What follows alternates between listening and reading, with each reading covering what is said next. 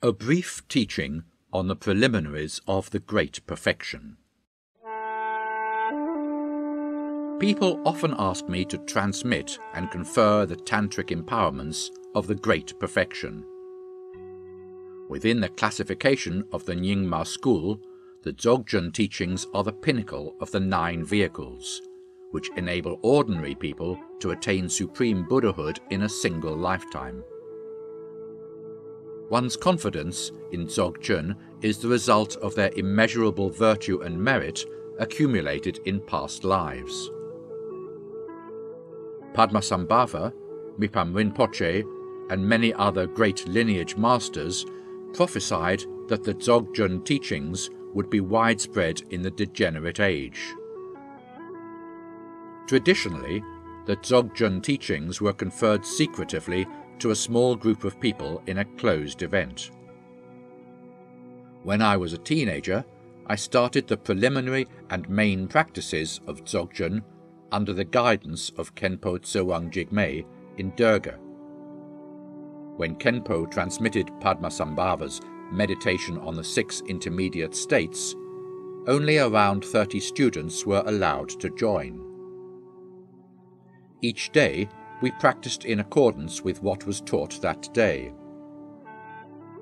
When Khenpo transmitted Longchen Pa's Treasury of the Dharmadhatu, only 7 practitioners, including myself, were permitted to join. Except for me, all of the other 6 practitioners were monks who had practiced for many years. At the time, I was too poor to afford the instruction book. So Khenpo lent his to me and asked me to practice alone without being seen. Even my recitation of the text could not be heard by others. Therefore, I often hid myself among the prayer flags to meditate and perform recitations. Years later, when His Holiness Jigme Phuntsok Rinpoche started to transmit a Dzogchen teaching called Jetsen Dzogpa Chenpo at the Larung Buddhist Institute, he allowed only a handful of students to attend. His Holiness's Dharma activities had grown so fast that by the late 1990s, Larung alone had nearly 10,000 lay and ordained resident practitioners, and worldwide, countless people had become his students. To allow more people to benefit from Dzogchen, His Holiness began transmitting the Dzogchen teachings to larger audiences. In one of his teachings on the Treasury of the Dharmadhatu at Larung, His Holiness defied tradition and conferred the teaching on a large assembly. During the teaching period, he also arranged for either a Khenpo or Tulku at Larung to tutor the participants after his daily session. The teaching continued for over 2 months, and more than 60 Tulkus and Khenpos acted as tutors during the period. In retrospect, I see that what His Holiness did out of great compassion was profoundly meaningful. At the time, His Holiness said, "There were only a few masters who could transmit the pith instructions of Dzogchen. Now there are even fewer. If I do not teach the pith instructions on the staged paths of Dzogchen to larger assemblies, I am worried that Dzogchen's future dissemination might be negatively affected. I could attain the rainbow body in this life had some of my students not broken vows. But now I will likely not attain it. Even so, I have no regret." From then on, His Holiness widely disseminated the Dzogchen teachings as a part of his flourishing Dharma activities, proving the prophecies by lineage masters like Padmasambhava and Mipam Rinpoche. It is true that many people have confidence in Dzogchen. But apart from a select few who have sharp faculties, most practitioners must begin with the Dzogchen preliminaries to lay a solid foundation. If the foundation is not solid, one will not be able to obtain the Dzogchen empowerment, and even if one receives the empowerment, one will not benefit much from it, just as one cannot build a solid house without having a good foundation. On the other hand, if one has practiced the preliminaries well, it will not be difficult for them to realize the pristine wisdom of Dzogchen. Historically, there were many practitioners who actually attained realization in the process of practicing the preliminaries. When His Holiness Jigme Phuntsok Rinpoche transmitted the Dzogchen teachings at Larung, he requested that the students who intended to receive them had either already completed the preliminaries or, in special circumstances, pledged to complete the preliminaries as soon as possible after receiving the empowerment and lineage teaching. This shows how critical the preliminaries are for Dzogchen practice and its realization. The Dzogchen preliminaries comprise the ordinary outer preliminaries and extraordinary inner preliminaries. The ordinary outer preliminaries are essential to both general and tantric practices. They are divided into 4 parts: the difficulty of finding the freedoms and advantages, the impermanence of life, the defects of samsara, and the law of cause and effect. Together, they are also called the 4 kinds of renunciation. Meditating on the difficulty of finding the freedoms and advantages, and on the impermanence of life, helps us to let go of our desire for worldly pleasures. In the 6 realms of cyclic existence, beings in the 3 lower realms suffer constantly without the opportunity and freedom to practice Dharma. The gods in the heavenly realm enjoy immense pleasure that distracts them completely from practice. The Asuras, in the realm of the demigods, are tormented by jealousy and lack the freedom to practice as well. Only human beings have the freedoms and advantages of engaging in Dharma practice. Nonetheless, in samsara it is extremely difficult to attain a human life. The Buddha Shakyamuni used the metaphors of the earth of the entire universe as the beings of the 3 unfortunate realms, and the earth on his fingernail as the humans who have the freedom and advantage of engaging Dharma practice and attaining liberation, to illustrate the difficulty of attaining a human existence. You can observe this fact by comparing the number of human beings on earth with the number of animals.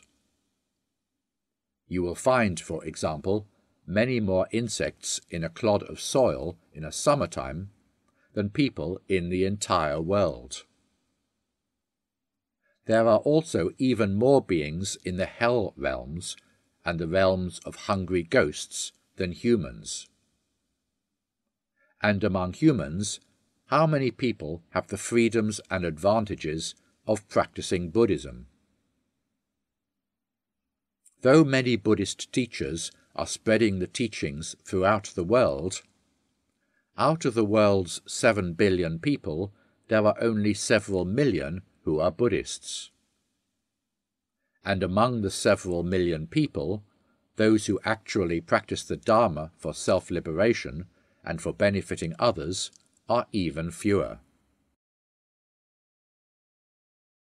A human life is not only hard to attain, it is also brief.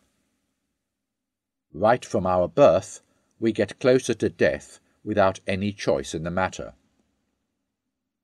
In a life filled with more obstacles and hardships than good fortune, no one knows when our human existence will end. Whether we will still be alive next year, or even next month, is an unknown. I was once aboard an evening flight to a major city in northern China. As the plane approached the airport, the passengers could see the sprawling city through the cabin window. Many passengers were thrilled by the sight of it, but my heart sank. The city had a population of nearly 20 million people. Over the next century, these people would all depart from this world. But how many of them would be able to attain the happiness of ultimate liberation when they died? The thought saddened me. Recently, a 30-year-old devotee came to see me. She was recently diagnosed with terminal cancer. The threat of death came so unexpectedly that she was terrified. She kept asking me, "What can I do now?" I tried my best to console her, hoping that she could undergo treatment with a positive attitude and would not lose hope. Meanwhile, I also asked her to have faith in the Dharma regardless of the progression of her disease. Even if one's life is smooth and free of misfortunes, it lasts only a handful of decades at best. I was once visited by an old gentleman who was a famous scholar. When he lectured in a foreign country, a few years ago, he came across a book on Buddhism. To his surprise, many questions to which he had been trying to find answers had already been addressed by the Buddha Shakyamuni 2,500 years ago. What amazed him most was the impeccable accuracy of the prophecies about modern society made by the Buddha and Padmasambhava. "It's incredible," he said to me. "When I read these prophecies, it seemed to me that those who made them had once lived in our modern world. I have now dropped almost all worldly matters in order to practice Buddhism single-mindedly. But it might be a little late given my age. I don't know if I have enough time to achieve what I want." What he said touched me. Some people will hold on to worldly aspirations, and it is only at a later age that they start to wonder if any of them make sense. Compared to these people, however, many more will never contemplate their place in the world, where they came from, why they are here, and where they will go, even if death is around the corner. A few years ago, I passed by a small public garden where some elderly people had gathered. Among them, the relatively healthy ones were playing chess or cards, while the less healthy ones could only sit in their wheelchairs and languish in the shadow of aging. It was a sad scene for me. In contrast, Buddhists will continue using the time left in their later years to practice Dharma, as they believe that their efforts will not be wasted and will benefit both this life and future lives. I know many elderly lay practitioners who started practicing the Dharma when they were young. As a result, their lives were enriched, and they are now light-hearted and at ease as they grow old. Life is fragile, and the time of death is unknown. These stories tell us that we can lose this precious human life at any time. Even if we have the good fortune of living a long life, it only lasts a handful of decades. If we use this precious existence to pursue fame and wealth, and to live for earthly pleasures, liberation will be a missed opportunity. if we do not renounce worldly concerns and do not practice the Dharma now, we will be regretful at the time of death. The ordinary outer preliminaries also concern the defects of samsara and the karmic law of cause and effect. Meditating on these two subjects helps us to eliminate desire for pleasures attained through rebirth in the higher realms. If we fail to attain liberation in this life, we will continue transmigrating in the 6 realms of samsara, where the bitter coldness and heat of the hells, the thirst and hunger of the hungry ghosts, the ignorance of animals, the constant fights of the asuras, the decadence of the gods, and the suffering of birth, aging, sickness, and death of the humans are all boundless and immeasurable. Most wild animals become food for other animals right after their birth, as stronger animals prey on weaker ones for survival. In comparison, lifetimes spent in the human realm and the realm of the gods are relatively happier and more comfortable. Still, they are, in essence, suffering. The gods will fall into the lower realms at the end of their long lives and experience the suffering of their fall, whereas humans cannot escape the suffering of birth, aging, sickness, and death.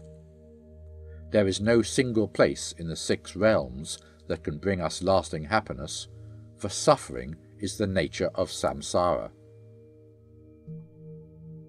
Not long ago, a student from southern China called me for help because her friend suffered from cancer and was undergoing a painful treatment in the hospital. When I talked to the patient on the phone, he said, "I never believed that life is short and full of suffering. I thought that living the way I wanted and indulging my urges were more important than anything else.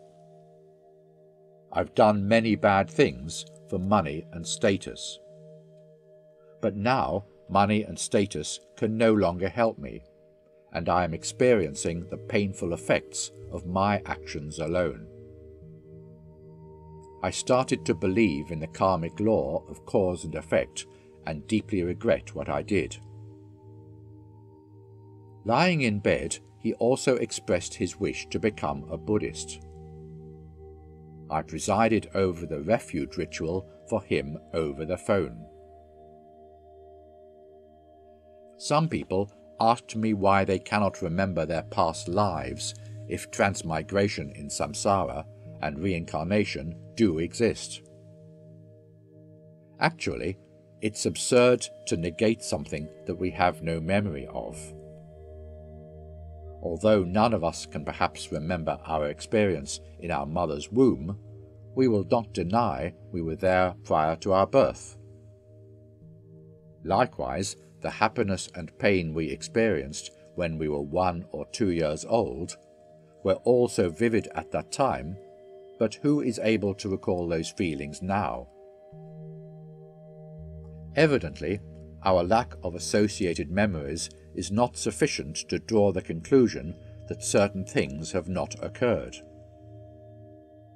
Similarly, our inability to envision past or future lives does not suggest the non-existence of reincarnation and samsara. Some people reject the notion of samsara only because they have not truly contemplated the issue.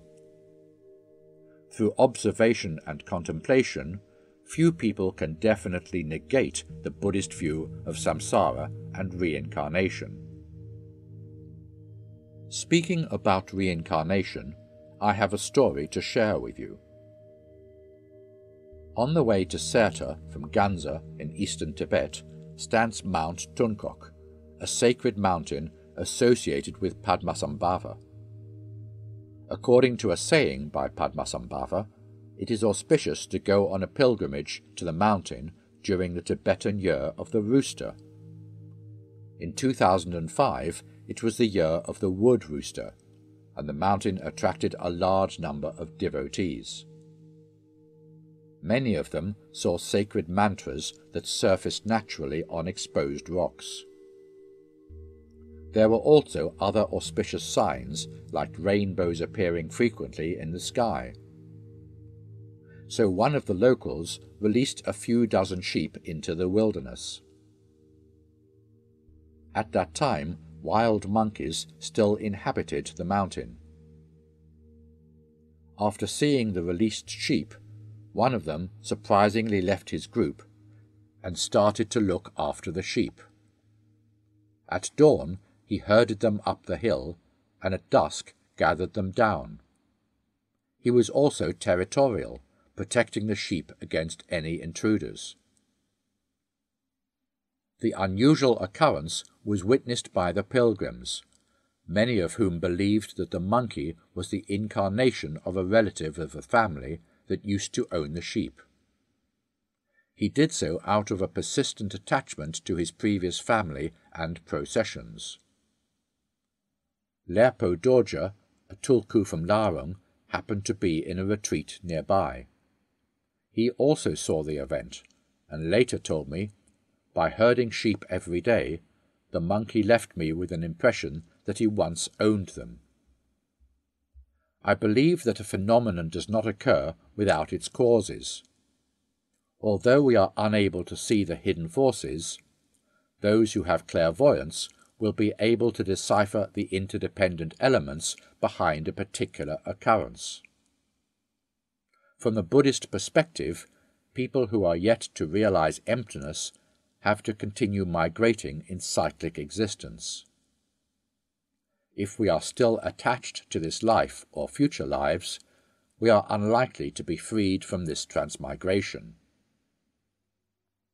Through practicing the ordinary outer preliminaries, you will be able to generate a genuine aversion to samsara, and eventually let go of the desire for worldly pleasures, while single-mindedly pursuing spiritual liberation. This mental attitude is called renunciation. Once you have become a Buddhist, it does not mean that you are able to let go of your attachments to worldly things completely. Therefore, the practice of the ordinary outer preliminaries is vital to your goal. You can practice them either separately or together with the extraordinary inner preliminaries. Before practicing, you should study intensively Patrul Rinpoche's Words of My Perfect Teacher, whose instructions are valuable and easily understood and followed. In Tibet, beginners of the Nyingma school, including both ordained and lay practitioners, will usually study the Words of My Perfect Teacher and practice accordingly as the first step in their training. When His Holiness Jigme Phuntsok Rinpoche was alive, he would teach the text at Larung almost every Tibetan January, the month of miracles. I myself also studied the text dozens of times, either through reading or hearing or teaching others. I hope you read it thoroughly at least 10 times in your life. This is an easy task if liberation is your aim. Next is the practice of the extraordinary inner preliminaries, which involves taking refuge, arousing bodhicitta, meditating and reciting on the 100-syllable mantra of Vajrasattva, offering the mandala, and making prostrations. These are also called the 5 preliminaries.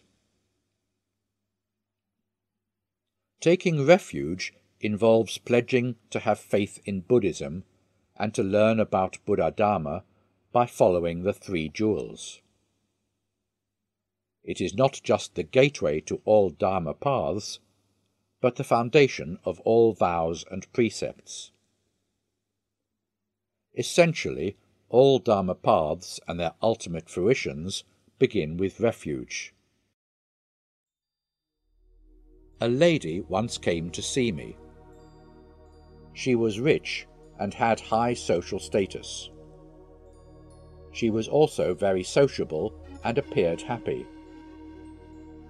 But when she was alone, she felt that life was boring and that there was no happiness in it at all. "Why do I have this feeling?" she asked me. I replied, "Perhaps because you do not have a spiritual goal. You should try to cultivate faith in a spiritual path in order to enrich your mind and become more peaceful. Material life can easily make you weary, as you will get bored when your desires are satisfied and grow discontent when your desires are not satisfied. Without spiritual pursuits and beliefs, life will fall into a circle of discontentment and boredom. On the other hand, faith can help you subdue negative emotions and make your life more balanced and fulfilling.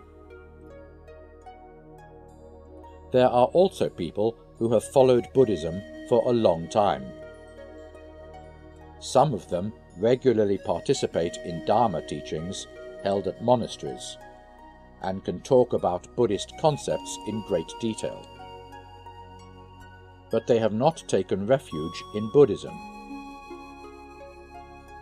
Even for people who have taken refuge, some do not understand what the three jewels represent in their practice. Without taking refuge in the true sense, one is not a Buddhist, no matter how profound their views might appear, how advanced their practice seems, and how wonderful their deeds are.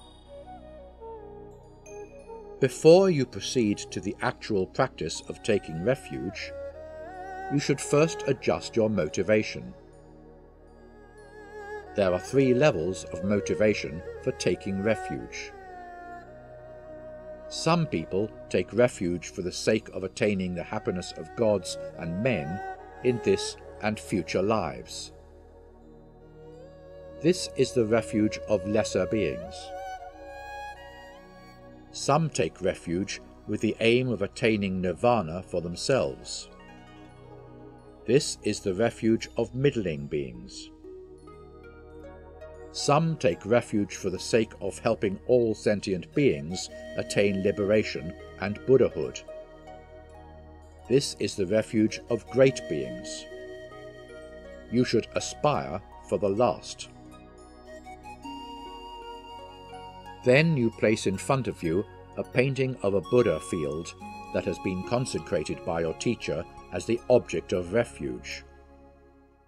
You visualize the celestial mansion and its resident deities as they appear on the painting, where Guru Padmasambhava is the principal deity. While doing this, you should imagine Padmasambhava as being one in essence with your own root teacher. If you do not have a qualified root teacher, you can imagine Padmasambhava as being one in essence with His Holiness Jigme Phuntsok Rinpoche. Why should you see Padmasambhava as being one in essence with your own root teacher? There were countless Buddhas who appeared and preached the Dharma, yet you failed to attain liberation due to your own karmic obfuscations. Now your teacher comes to you again, teaching and bestowing empowerment on you. From him, you can learn about the methods of avoiding rebirth to lower realms and entering higher and ultimately Buddha realms. In this regard, your teacher has a closer connection with you than any past Buddhas, and your teacher's kindness to you is greater. Moreover, your teacher is the source of all merit and virtue. Praying to your teacher fervently and persistently with faith allows you to accumulate tremendous merit in this life. This is the reason that you should see Padmasambhava as being one in nature with your root teacher. While visualizing in this manner, Recite the refuge verse as many times as possible in each session until you have recited it at least 100,000 times. To complete the required practice of taking refuge, another supplementary 10,000 recitations should be added. Meanwhile, your mind should be focused while reciting. Although the quantity of your recitations is important, the associated mental qualities are even more important. Each time you recite, you should sincerely make the vow to take refuge in the 3 jewels. If you only mouth the verse but do not mean it by heart, you will not achieve the intended result. Keep your mind focused and practice diligently until you entrust yourself to the 3 jewels with total confidence, and arouse the resolution of never abandoning them even at the cost of your life. The second practice of the 5 preliminaries is arousing bodhicitta. After you have taken refuge, your motivation determines whether you enter the Mahayana path, the path of the great vehicle, or the Hinayana path, the path of the small vehicle. The former involves generating bodhicitta, the aspiration to benefit all beings. As Atisha said, motivation is what differentiates Mahayana from Hinayana. Bodhicitta is the very cause of Buddhahood. Without it, you cannot enter the Mahayana path, nor can you have the capacity to achieve perfect enlightenment, even if your views and insights might be profound. On the other hand, with the support of bodhicitta, even to recite a mantra once sows the seed of Buddhahood. I met some Buddhists who seemed to have strong confidence in the middle way and the great perfection. However, they did not value the preliminary practices of taking refuge and arousing bodhicitta, thinking that these practices are too basic. In truth, the realization of emptiness and the practice of bodhicitta are inseparable. Without generating genuine bodhicitta in your mental continuum, you will not be able to attain the transcendent wisdom to remove attachment and attain liberation. For most beginners, arousing bodhicitta for the sake of all beings is easy to say, but hard to do. So arousing bodhicitta should be progressive, and you should study and contemplate as well during the process. To perform the actual practice of arousing bodhicitta, you first visualize in front of you the field of merit in a way similar to the refuge practice. Then you think, of all the countless beings throughout the vast reaches of the universe, there is not a single one who has not been my parent in the course of our succession of lives. As my parents, they all have looked after me with love and kindness. Now they are floundering in samsara's great ocean of suffering because of their deep confusion and ignorance. I must attain Buddhahood to help them escape samsara as soon as possible. You should think along these lines with sincerity.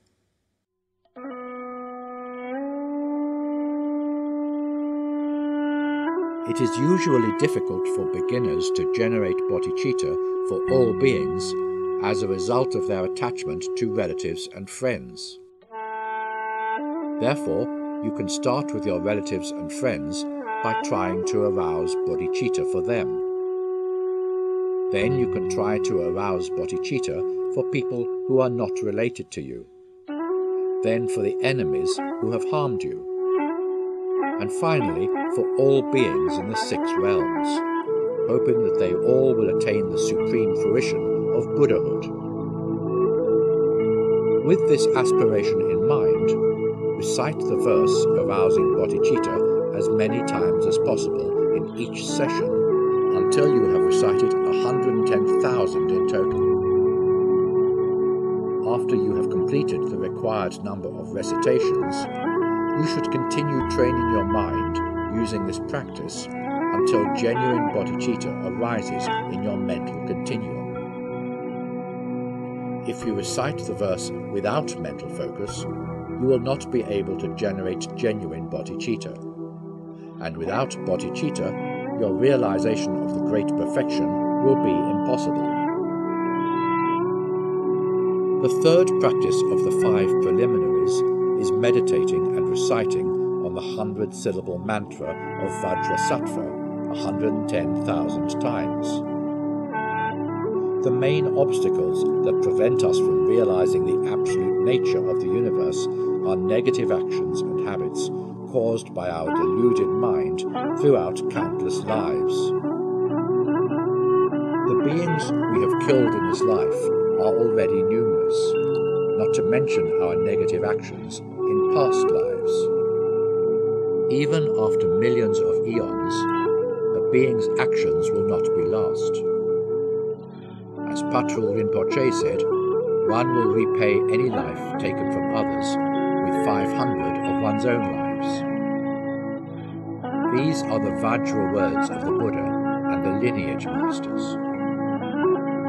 If we do not purify our negative actions, their effects will be unbearable once they ripen. The purification process requires us first to confess. Of all the methods of purification taught by the Buddha, the best is meditation and recitation related to Vajrasattva, who is regarded as the king of confession. Buddhas and bodhisattvas are in essence the same. But since they have taken different vows and aspirations on their paths, they manifest themselves differently. Vajrasattva vowed that he would not attain Buddhahood if he could not obtain the power to purify the karmic obfuscations of those who repent by reciting his name or prayer. Given that Vajrasattva attained Buddhahood long ago, his vows and aspirations must have been realized. Purification can only take place when one has faith in Vajrasattva and is willing to practice diligently. Anyone who confesses by reciting the 100-syllable mantra of Vajrasattva 100,000 times with the 4 powers will be able to eliminate all karmic obfuscations. And you should have no doubt about the extraordinary power of Vajrasattva's vows and aspirations. Here, the 4 powers refer to the power of support, the power of regretting having done wrong, the power of resolution, and the power of action as an antidote. In brief, the power of support is to take refuge in Vajrasattva with full confidence.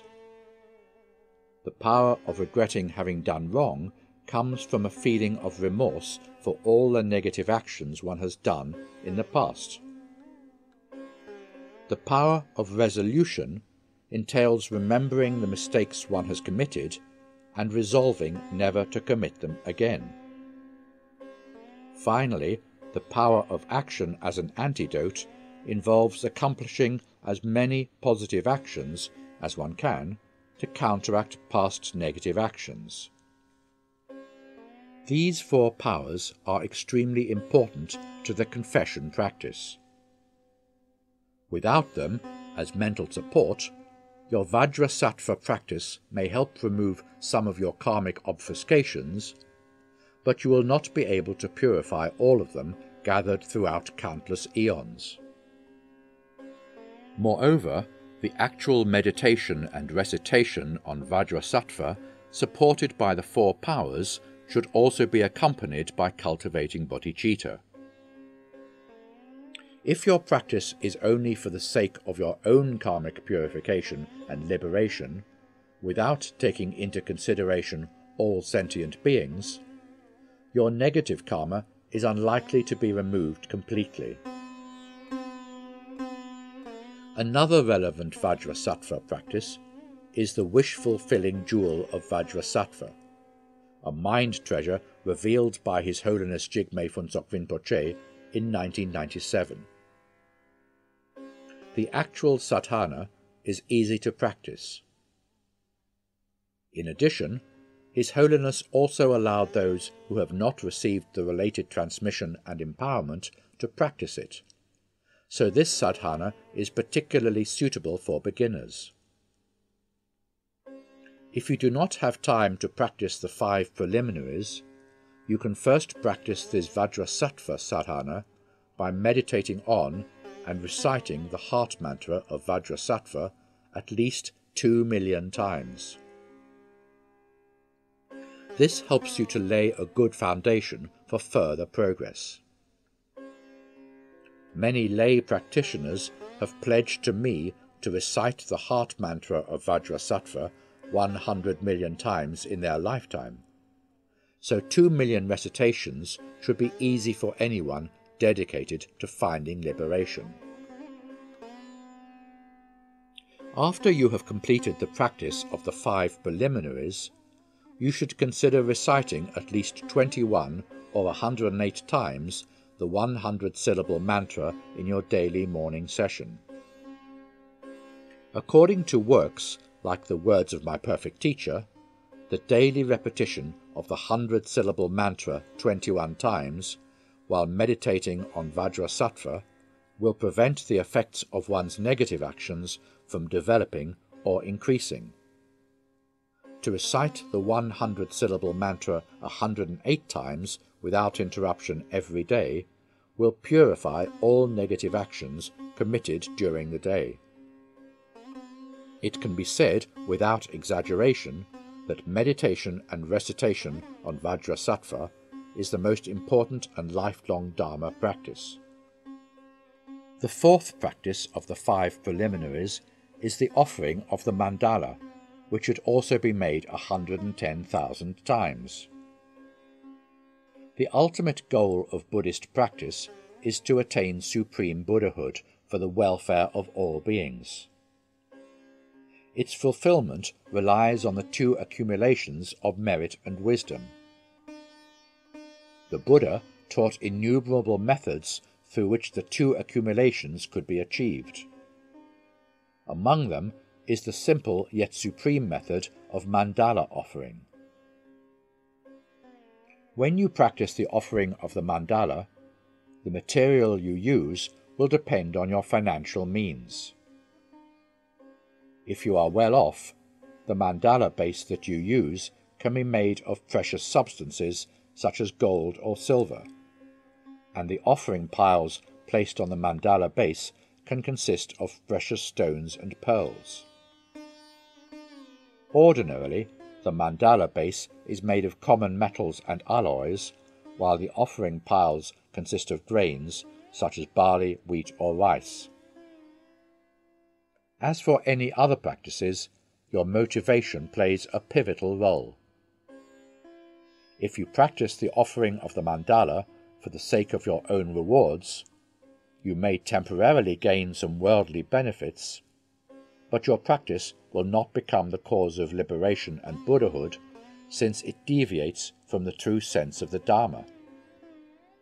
This should be kept in mind. In fact, people who truly pursue spiritual liberation need not be overly concerned with worldly rewards. If they practice and gather the 2 accumulations for the sake of all beings, their own fortunes and happiness in this life will come naturally with spiritual progress, just as smoke arises simultaneously when one ignites a fire. The 5th practice of the 5 preliminaries is to make full-length prostrations 110,000 times. It is best to make prostrations together with the 7 branch offerings. Alternatively, you may also combine prostrations with the practice of taking refuge, as is done traditionally. That is, each time you recite the verse of taking refuge, you make one prostration simultaneously. While doing so, it is important to link your body, speech, and mind. As you physically prostrate, recite the text or prayer and focus your mind without being distracted by wandering thoughts or external objects, such as sounds and forms. Do not look around simply because something happens or someone passes by you. Keeping your mind focused while prostrating allows you to quickly purify the 5 poisons of negative emotions, particularly pride. At some Tibetan Buddhist monasteries, practitioners place a wooden plank on the floor and prostrate on the plank. When prostrating, friction will cause their wrists, elbows, and knees to bleed. However, I have seen some of my students placing a carpet on the floor before slowly prostrating on it. If that still did not make them feel comfortable, they would add an additional layer of quilt on the carpet. They also take frequent breaks and chat as soon as they feel a bit tired. In my view, it is impossible for us ordinary people to be spiritually accomplished without enduring hardships. Despite his profound wisdom, even the Buddha did not find a convenient way to enable us to attain Buddhahood quickly and effortlessly. He himself abdicated his crown and practiced 6 years of asceticism before attaining perfect enlightenment. Similarly, Milarepa achieved his supreme spiritual accomplishment through strenuous practices beyond our imagination. As their followers, we should practice without aversion to hardship, especially since our difficulties seem trivial in comparison with those experienced by our lineage masters. If we cannot endure discomfort and pain while prostrating, we should feel embarrassed. When I am asked to transmit the lineage teachings of the 5 preliminaries, I usually recite the preliminaries of the Longchen Nyingthig from the Great Perfection, as mentioned in Patrul Rinpoche's Words of My Perfect Teacher, or Mipam Rinpoche's Luminous Path to Liberation. You may follow either of these 2 sadhanas if you have received the lineage transmission. Once you have completed the 5 preliminaries, you may proceed to the practice of Guru Yoga. In Hinayana Buddhism, practitioners are required to see their teachers as arhats or accomplished beings, whereas in general Mahayana practice, practitioners must see their teachers as bodhisattvas who traverse the path of accumulation, the path of preparation, or the path of seeing and beyond. In the practice of the Great Perfection, however, one must see the root teacher as a Dharmakaya Buddha in order to attain ultimate enlightenment. This is because the realization of the Great Perfection lies in one's faith and devotion to the teacher and in the power of the blessings from the teacher. A student may be extremely smart and capable and master various sutras and tantras, but without genuine faith in the teacher as a real Buddha, they will never be able to receive the teacher's most supreme blessings and realize the Great Perfection. Guru Yoga is thus a practice that enables us to strengthen our faith and devotion to our teachers. It is also a practice that best approximates the main practice of Dzogchen. Through Guru Yoga alone, many practitioners have attained realization. Some of them, as I know, were barely educated or even illiterate. Nevertheless, they were able to show auspicious signs of achievement at the time of death as a result of their faith and devotion to their teachers. Therefore, in order to strengthen your faith in your teacher, you should recite the mantra of Guru Padmasambhava 10 million times. In Tibet, tens of millions or even 100 million recitations of the Padmasambhava mantra are not unusual in the practice of Guru Yoga. The above is a brief introduction to the preliminary practices of the Great Perfection. I hope that you can complete the 5 preliminaries at least once in this lifetime, since doing so will bring transformation and true meaning to your life. Before you start the practice, you should study the words of my perfect teacher, and as you practice each preliminary, you should study the relevant chapter of the text again. If you practice in this way, you will definitely make good progress on the path. Some people only flip through the book without careful study. One has to read it thoroughly in order to digest its information properly. Buddha Dharma is too profound to be understood through cursory reading. You should study the words of my perfect teacher well rather than skimming through it while doing the practice. Some people may say that it is very hard to practice the 5 preliminaries, and they may never be able to complete this practice in their lifetimes. Others may say that they will not have time to practice until sometime in the future, retirement, for instance. As I have repeatedly said, our human life is impermanent. If you do not spend time on practice now, you may never have the chance of liberation in the future. Lama Tsewang Chenli was my Vajra brother from a county near my birthplace. Together, we received the heart teachings of Dogchen from Khenpo Tsewang Jigme, including the meditation on Padmasambhava's 6 intermediate states, and Longchenpa's Treasury of the Dharma Dhatu. He also received the teachings from His Holiness Jigme Phuntsok Rinpoche.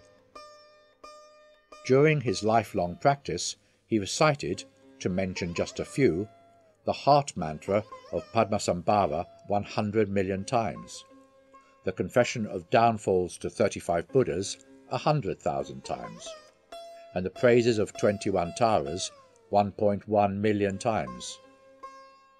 He also performed 1.4 million prostrations and took the one-day vow 200 times. When he prostrated, he placed a wooden plank on the ground, and the repetitive friction caused by his prostrations eventually created a hole in the plank. Years later, his realization of Dogchen was acknowledged by the late Dogchen master Ahachu Rinpoche. He then said to his students, "Now that I have gained control over my rebirth, I would have no fear but joy, even if I were to die right now." In late 1994, a few months before he died, the Lama had a message sent to a student who was travelling, asking the student to return as soon as possible. He said to the messenger, "My student is eager to visit foreign countries, so I have a passport for him." This perplexed people, as they knew that he had none. He also looked well, so no one expected him to die soon. Several months later, the student returned. The Lama gave him a copy of his memoir chronicling his personal account of the tantric practice and his devotion to his teachers, saying that it would benefit future practitioners. The same evening he ate dinner and recited scriptures as usual, but he felt unwell the following day. At around 6 o'clock in the late afternoon, after taking off some clothes with the aid of his students, he sat in the lotus posture facing west. When his students approached him again, he had passed away. His body maintained the same sitting posture for 21 days after his death, and his complexion became fairer during that period. When the cremation ceremony was being held, it was a cloudless day. People noticed a white vulture circling clockwise in the sky for a long time. Not until then did they realize the meaning of the passport that he had mentioned, The passport was his writing, which recorded his life as a devoted practitioner. He wanted to tell people, I suppose, that if one practices like him, they will receive a passport to nirvana at the time of death, just like he had. I share this story with you in the hope that you will believe every effort you put into practice will have a positive impact. Only people who practice unflaggingly will be able to face death fearlessly and attain ultimate liberation and happiness. The successful completion of the 5 preliminaries and Guru Yoga will change your mental continuum fundamentally. At that time, you may request a qualified lineage master to bestow you the transmission and empowerment of the great perfection in order to perform the main practice of Dzogchen.